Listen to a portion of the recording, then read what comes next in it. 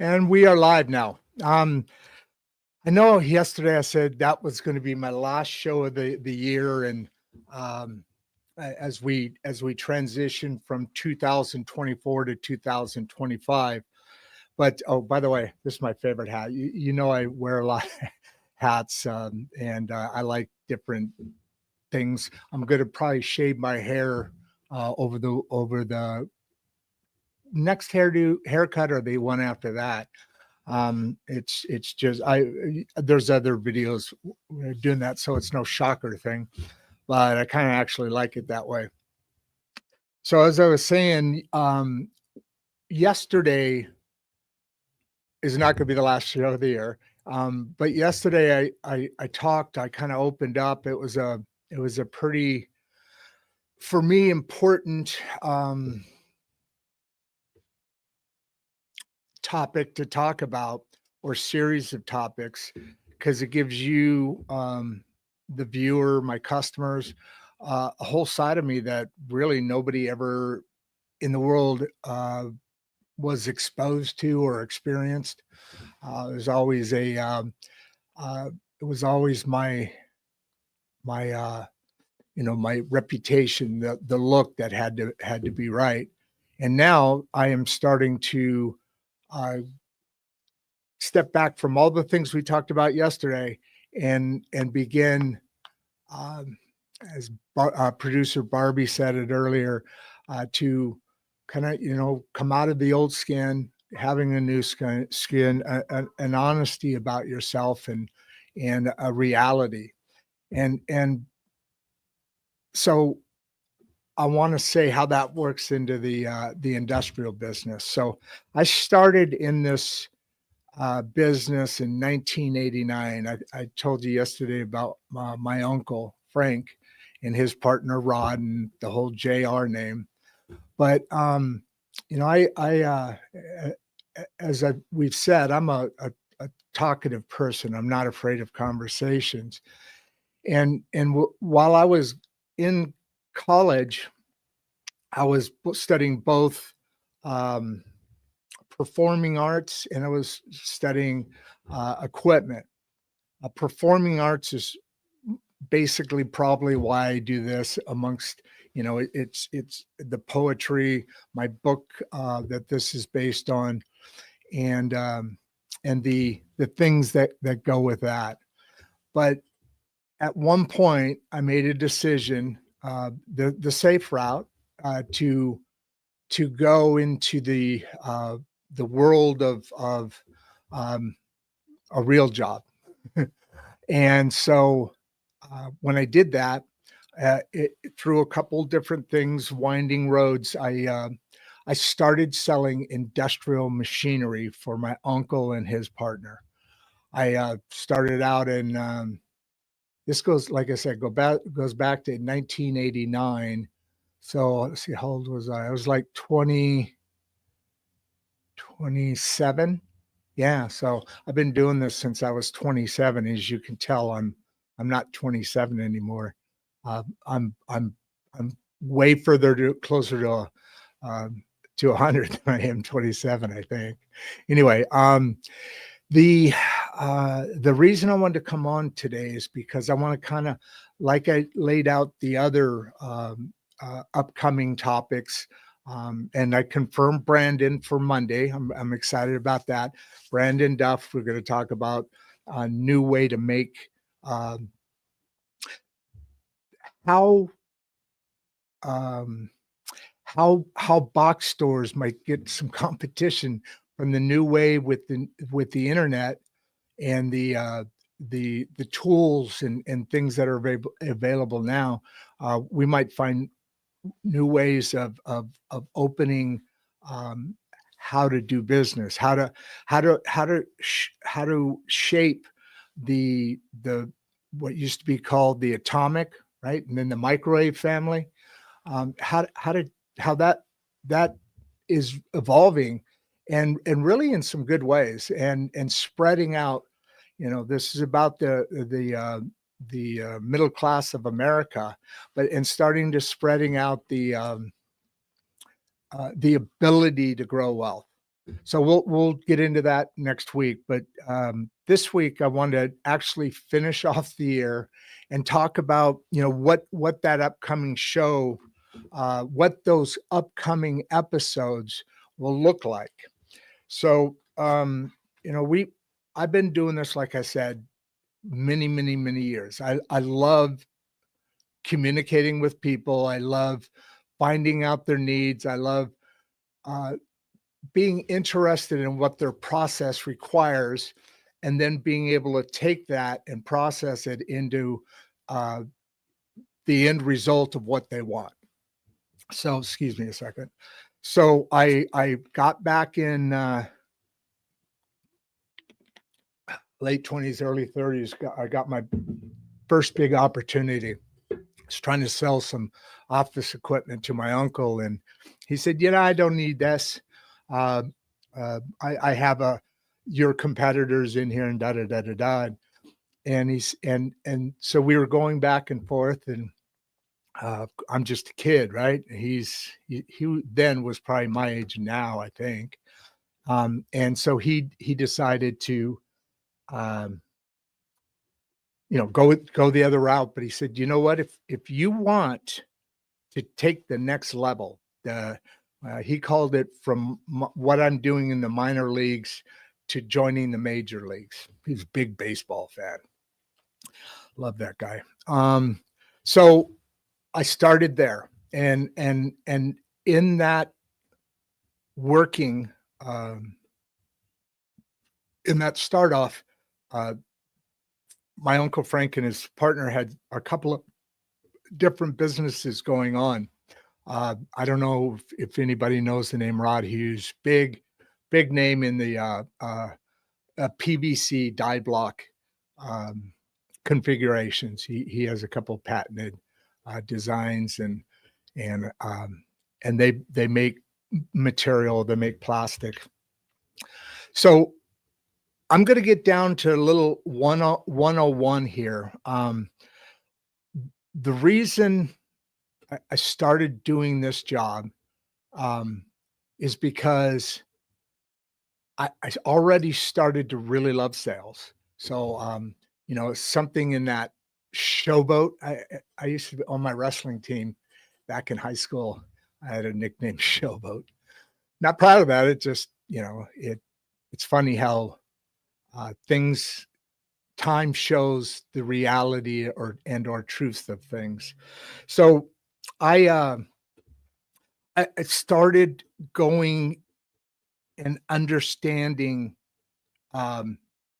their businesses, and worked there, I think 5 years or so, and then went to another organization. I tried to buy my uncle's, but he was, he was letting me down softly, but making incredible numbers that I'd have to do. So anyway, so at that point, I started looking at the industry, and especially in the second offering, which I told you about yesterday, which is how I got into this.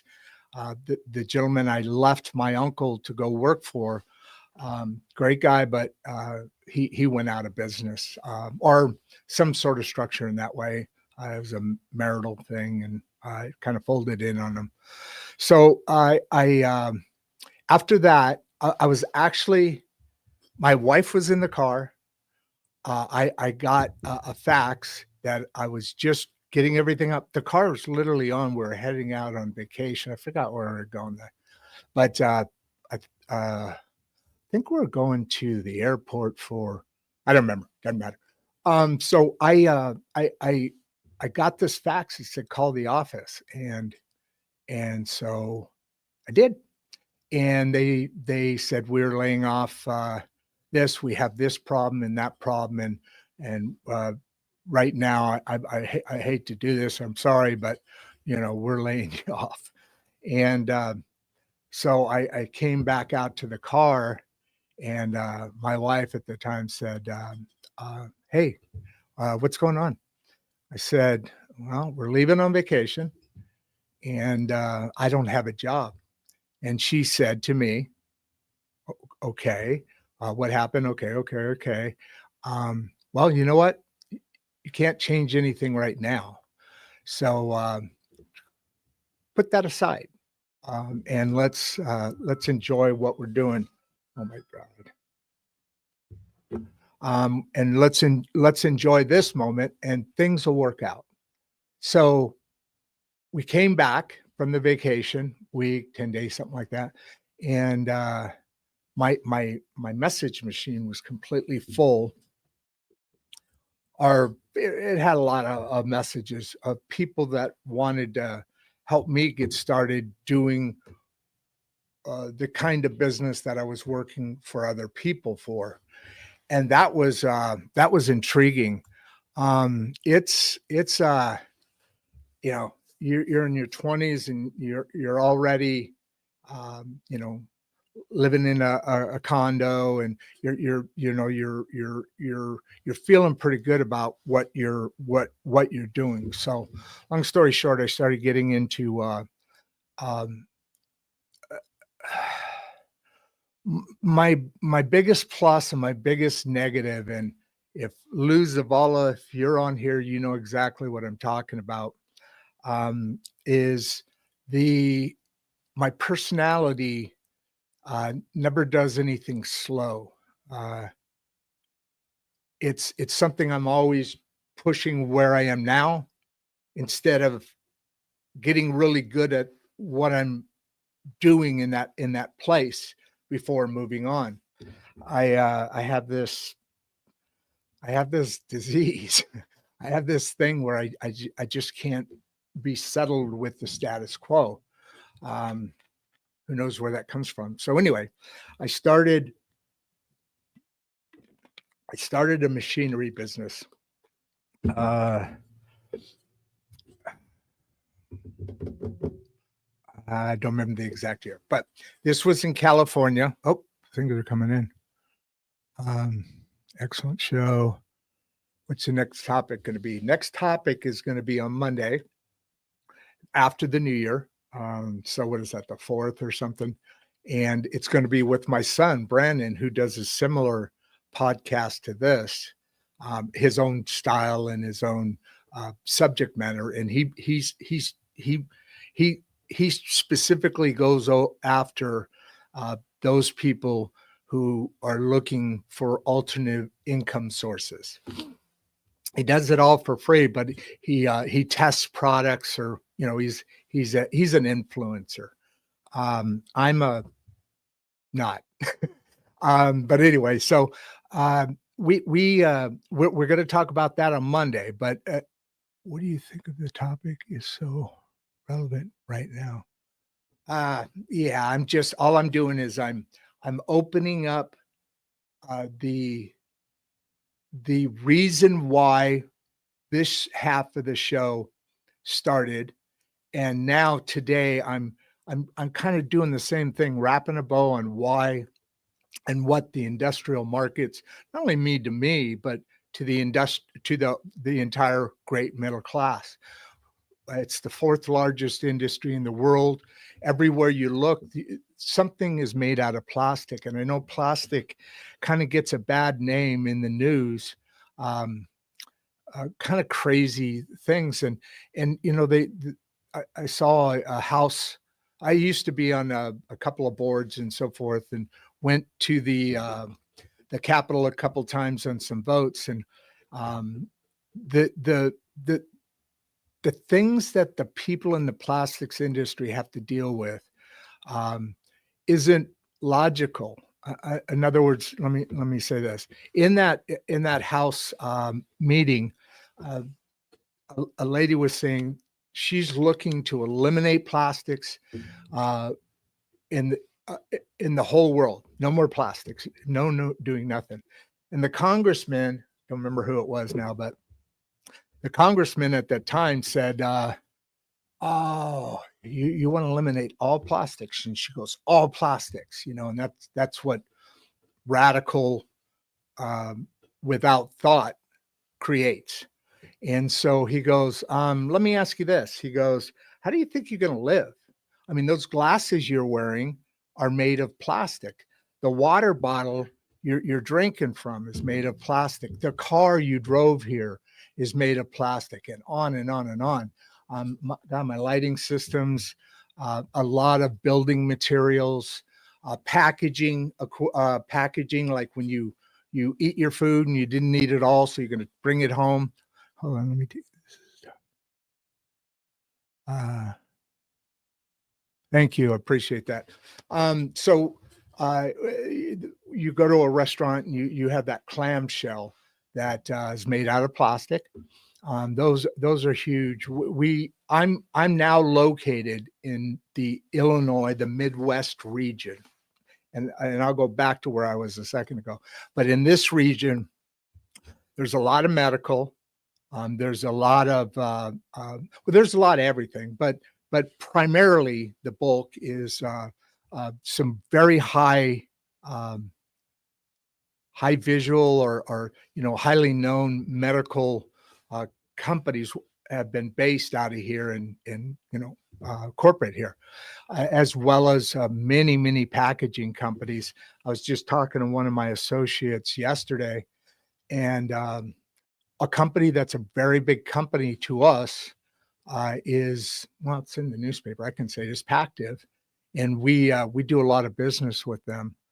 And in that news article, another company, an investment corporation, bought them for $6.7 billion, I think it was.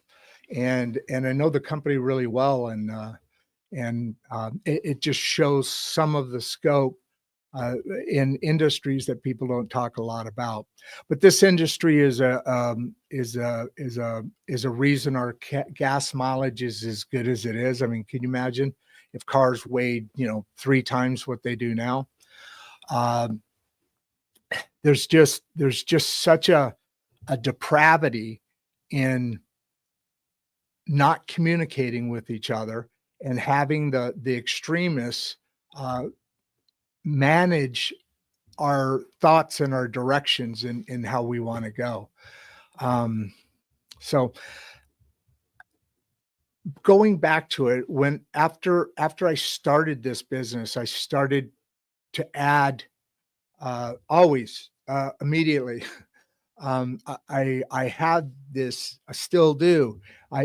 There's several different versions of this company that I've attempted to learn from the past mistakes and make improvements and do some surefire things that affect positively the industry I live in and work in, and breathe in, and everything else. It is the reason I'm sitting in front of this camera and talking about it today. So that brings us to my mindset as far as how that company should be built. And that's where I keep stubbing my toe. So in California, I rented a 5,000 square foot facility because nobody had spare parts in the West Coast. And so I acquired this out of the gate. After I got going just a little bit, had some nice numbers. I opened new territories for products that weren't robust in the territory, so to speak, and I started making deals with these different factories to sell us their spare parts, and then we distribute the spare parts from here. It's a good business. I started adding, right towards the end, I started adding some guys I knew from the industry that were dynamic in maintenance and maintenance issues and requirements of molding machines, extruders, dryers, loaders, material handling. So the thought here is to drive this to a point where you're dealing with people at each level of the customer, of the factory.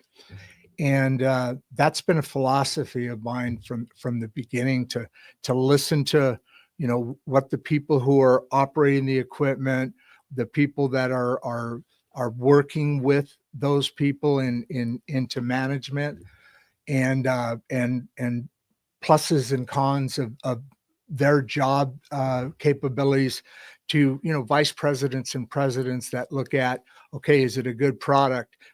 Now, how can we get the most out of our money, least spent, and get it inlaid into the production system they have. To me, that was very fascinating, because from there you can shoot off into maintenance contracts. All of these things I've put out into the world, and I'm still trying to work on a couple of them, because I think these are big things. My opinion, and I know the OEM companies out there may or may not agree, but I know some of them do, because my opinion, the rep organization needs to be the contact, and the ability to service the customer, because the OEM factory has multiple tasks, right? Now, obviously, I'm biased in this, but they have engineering, they have shipping, they have traffic, they have accounts receivable, payable. They have all the need to get the parts, and so that's the equipment's being built for a cost to go to that factory. The rep organization, and those of you who don't know it, we don't make any money unless we sell something. And then we get paid 30 days to 60 days after the original OEM company is completely paid in full. That means shipping, that means everything. We don't get commission for that stuff, but you're looking at in the mid to low double-digit numbers as far as commission percentages paid. But since 27, I've never taken a paycheck. I've always got commission for something. And that's a hard business. That's a really hard business. You don't think about it when you're all full of spunk and guts and shit and vinegar, right? But it is, and I'm fortunate in that I started right out of the gate that way. I mean, I've in a couple times in my life I've gotten to start a new territory or something, a deal that I've worked out with the factories to kick off with, a draw against. But that's the only time I've ever done that. And it does a couple things. It makes you very, very, very hungry. But it also, I'm not a numbers guy. I'm a numbers guy when it comes to making money and knowing the data that's in the territory for the equipment that's needed, and all those numbers. But when it comes to buying stuff, I've never been, so that's why you're married, right? You have a partner that's better at something than you are. And to be honest with you, I've gone through this multiple of times, and I've come to the point where I've kind of grown it all the way out. At one point, we had 25 employees here, and I'm really starting to pull it back, because I see, as I've finally been able to admit something to myself, that what I've always wanted to do is influence hold on. Oh, I don't know what next point I'm going to cover. It just kind of rolls off. These aren't scripted. Great job. Thank you. The fact that we don't make any money at all until that pay cycle goes through, and some of this equipment, it takes a year to build, so that actually takes a lot of interest in the numbers. I have always focused my interest on the activity and the results, and the money will take care of itself. That's not totally true. I learned this last year in that, you gotta sucks, but you gotta watch people like hawks, man. I've been misused, and I'm not a perfect guy. I've done a lot of, and all of this is my fault, that I haven't got to the point of expanding beyond um, the common thread of how a rep agency works, and it's because I love selling. I'm not. I've finally come to Rod has finally come to admit that he loves selling and hates dealing with with a business. If I would have grown up differently or had different assets or a combination of assets, I might be that might be a successful story, but it's not. So um, I now I have shows like this where I market um, the abilities of a product or a sub product, a piece of product. And I've really done that a lot in my life. I've had labs, that I set up to uh, show customers things like that. And I've had some amazing partners in the past, and currently today. I told you yesterday that when I first started off, a couple of factories reached out to me right away to say we'd like to work together.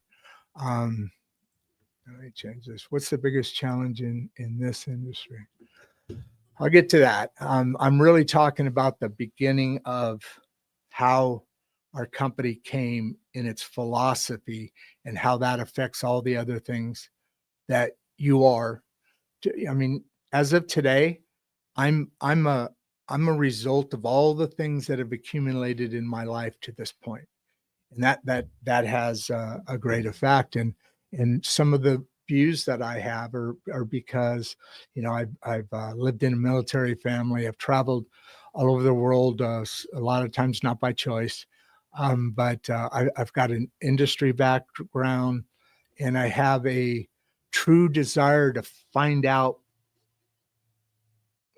kind of Doge esque, looking at something and seeing how that a tweak here or tweak there or something else here or there can create a new um, way to earn revenue, and kind of what my son does. But he's a individual procs. I mean, we'll talk about it Monday, but that's what built my mindset. That first one, we had a really good business going, and believe it or not, the government, I ran into uh, federal taxes that were way beyond the ability for that company to make, uh, to stay profitable, and ended up losing that company, and went in to work with, immediately started to just pick up the ball and start doing it all over again. Pick up, dust off yourself, uh, move your jaw around, make sure when you got hit, you didn't break anything, and go on. So I've always worked for myself, more or less. And because of these partners, guys like Fragile Cooling Systems, they are an Italian maker. They do, I don't know, they turn 35 million a year, I think, euros a year. But they have an operation based out here, and also not only based out here, but based in the region that I am responsible for. And that's an obvious advantage, but this company has technology that is changing the industry, And not only were the guys that were and are running that company friends of mine and known associates, but they have pushed the industry to get away from its old, dangerous, inefficient um, abilities to make a product, to cool. So chillers, right, and towers are kind of like the bloodstream in your body, right? It's the thing that's flowing through your body. Same with a chilling system of some sort, or heating system that's fluid. You're sending that through the process to be able to bring cycle times down from injection or extrusion into the finished product, bring those cycle times down, and making a better product on top of it. They're actually now. I'm not involved in this, but a couple of guys that have and I were talking about, and I don't know if I can. I probably can't name, but very space. I can tell you this. I used to work for a company called Sterling back in California, and I sold to um, what's their name?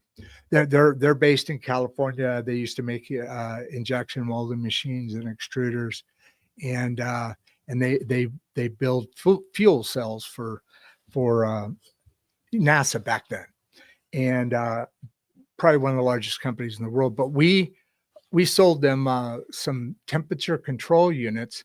The technology was way behind what the technology is today, but this was 20 years ago. And I don't know if they're still there, but the for the space station, the some of the cooling mechanism used a product that we sold, and Frigel is no different and better. The technology is substantial, and as I mentioned before, it cuts out an argument to not be able to get the better technology. It gives you millions and millions and millions of gallons of water saved by using this technology. It's called abiotic chamber, if anybody knows that. But there's a lot of things that I will get deeper into about their technology. There's blending systems and drying systems and material handling systems. Similar situation with Frigel in that they have a location here, and they build technology-driven ways to dry a material. I won't get like into 101, but they make items that develop and engineer and create systems that dry material. You've got to have material at a negative 40 dew point. If anybody knows what that means, dew points where it starts raining, right? You got to be negative 40. And depending on the temperature, you could have a dew point of 50 degrees or something like that. So you're sucking all the moisture out of this in a vacuum driven chamber. And everybody does it a little bit different ways, and I'll be sharing their technology with you and comparing that technology to others. What I really want to do is and let's not forget Santa Fe Machine Works screws. They're actually in California. One of my first people that we got involved in, and of course, then there's Foremost. We use them for some of the material handling systems that we build and put together, and have been doing that. Like I said, I've been doing this a long time, and I've been doing that other one a long time too. Sorry. So that those are two things, three things I want to kind of get started with you in discussions. I plan on doing one or two of these back and forth with investment strategies, with health hacks, um, with the vibe, with politics, with learning education. Uh, by the way, I learned it by listening and talking to other people, using two ears and one mouth in that relationship, because you're wanting to learn something more than you're one needing to tell your own story. And that's a giving and a taking of of a conversation. It takes two, right? So that's a brief overview. There's a lot of things that have gone into that story, uh, where I haven't even really scratched the surface, but it kind of sets the tone for um, how the show and how this all operates. Because I uh, I believe that I'm here for a reason, that hasn't been, and maybe that's what I'm doing. I'm searching more than I should, because it's costly financially. But I've been searching, because I believe there's something. Thank you. Wow, we got a lot of comments today. Um, but I'm searching for what I was put on this earth to be, to do. And it's been a long, long road, which is awesome. It's better than if it was a short road. I'm on the right side of dirt, right? And made a lot of friends and have still a lot of friends. I have relationships and have learned a lot about our economy from the manufacturing standpoint looking forward. I think it's an important process that the middle class should take interest in all things that affect their lives. Uh, it's amazing how many I see tens of thousands of millions of bottles going out in a shift from one plant, and I'm seeing uh, uh, the clamshell carriers being extruded in a sheet line and then being cut off and continuing on. Millions of those coming out of one plant or one line, and going out the K cups, those things, and why we really need to kind of look at this thing called plastics is because between plastics and, I mean, look at what are those printers? Those, that you can print. That guy, that sicko that killed that guy, had a printed gun, and then bullets. But I keep pushing back to the point where that I make, where we're on our way to an AI. Um, um, I mean, we're in the middle of the AI takeover, and in that, we're going to be able to um, manufacture and distribute products faster and cheaper than ever before. The the things that are coming aren't just the political leaders, that because they play game with the industry, right, and back and forth.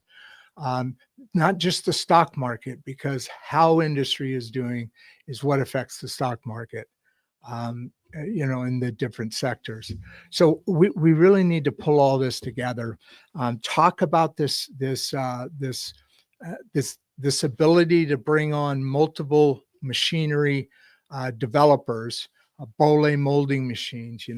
There's lots of interesting technology uh, that's going to be rapidly accelerating again soon. It's got to. I don't know what that means, but I know that it means that we have a lot of medical and technology driven uh, technology, sorry, and technologies that are coming uh, quickly towards us. So I'm going to wrap on that. Hope you like my hat. If you've seen the show, and very much, I change my appearance periodically. I try and always wear a vest, but I wear different hats. And then when I don't feel like doing my hair, I otherwise I just have a regular haircut. Probably gonna shave my head next year again, And I've always liked my bald head. And if you look at other industrial ones, I've got a number of videos that way. So for now, this is I'm Rod Duff, and this is Insights in Straight Talk Industrial Group. And please take a look, like our videos. I'm really looking to try and get as many likes as possible, just kind of drive some things forward, and subscribe. We're growing at a pretty good clip, so I appreciate all that. You guys are awesome. Let's see if I'm missing anything else here. Thanks for making this so engaging. Ah, wow. Okay, we'll end on that one. The YouTube channel is at the @ Rod Duff 1939. The website, which really I just started getting going, and I really messed this up. Hey, remind me to turn off my phone when I come in here. Otherwise, that's going to happen every once in a while.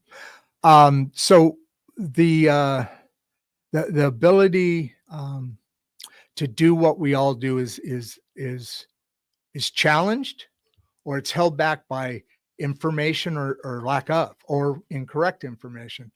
So I've kind of, if you see through these messages that I said over the last few days, there's a reason I believe that this utopia is coming, and that it's going to take all of us to cross reference each other, and kind of be a team, be a neighborhood. What's important there, not to, and you hear these terms, Nancy's, and that kind of thing, and you know what I'm saying when I say that.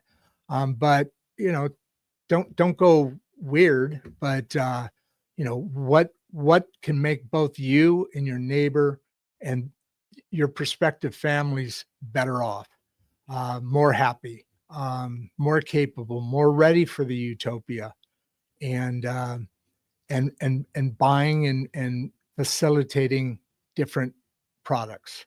With that, folks, I love you all. Say hi to somebody, wave at somebody, make somebody's vibe a little better. We'll be getting into some, probably altering these back and forth, but we'll be getting into some interesting technology, because it's interesting. I mean, not everything is, but a lot of it's very interesting. Why, how, where?